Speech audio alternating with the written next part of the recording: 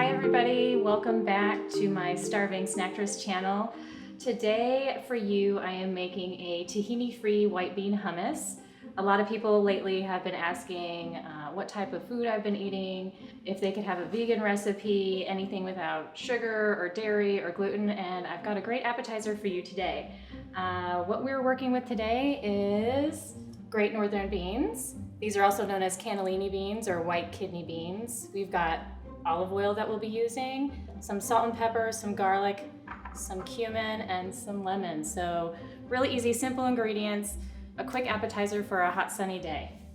All right, first you're going to want to drain and rinse your white kidney beans. So we are going to pour these right here.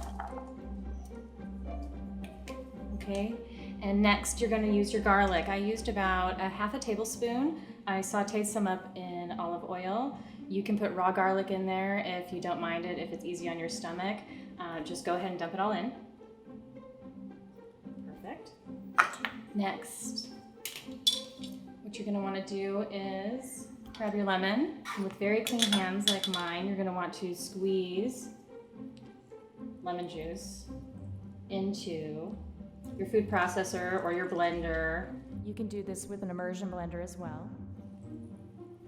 Okay, some salt and pepper. If you don't like black pepper, you can use white pepper. Just be careful not to over season it with white pepper. All right, and the seasoning that you want to concentrate on for me is cumin. I like to use quite a bit. I use my hand as a measure, probably about a tablespoon. You can measure it out. And all of that's in there. Last thing we need is a little bit of olive oil. Normally you would whiz this up and be pouring your olive oil along with it. I don't have that opportunity with what I'm using here, so I'm just gonna drizzle some in, and I can add more if I want. So there we go. I'm gonna put the lid on. And the reason I came across this recipe is because I found out I was allergic to sesame seeds. And I ate hummus like a ridiculous amount and really missed it. So I came up with the tahini-free version, and it is so good. My meat-eating friends love it, everyone enjoys it, and it's perfect.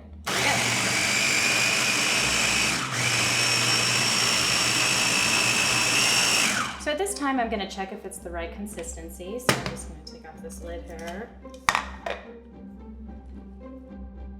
It's getting close. I'd like a tad more olive oil, so I'm going to go ahead and order, or just to put a little bit more.